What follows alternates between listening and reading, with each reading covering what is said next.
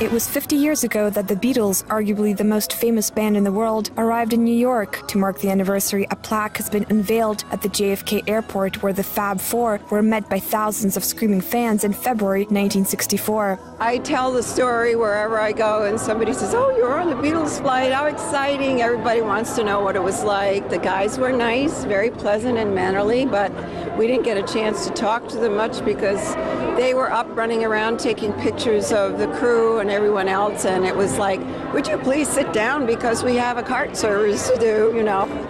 Fans celebrate by singing along and dancing to the legendary songs performed by a Beatles cover band, Liverpool. The famous tunes also resonated throughout the airport, marking an exciting and, for many, like John Lennon's sister, emotional day in U.S. history. It's thrilling to be here. It's a bit emotional as well, and didn't quite expect the amount of people, but we're just sort of looking forward to a celebratory weekend. That's what we've come for, to celebrate. The Beatles then went from New York to Washington and performed to the screaming delight of more than 8,000 fans at a famous venue now filled with peeling paint and crumbling concrete. A photographer who captured some of the memorable images from that concert looks back at the moment the influential band took the stage.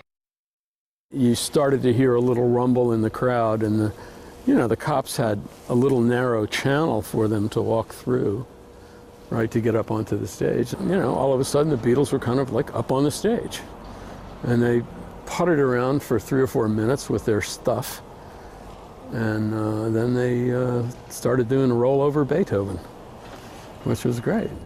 The DC Preservation League has planned to mark the 50th anniversary of the show with a reenactment concert. A cover band called Beatlemania will perform the same set list and will take the stage at the exact same time on the 11th of February that the Beatles did a half a century ago.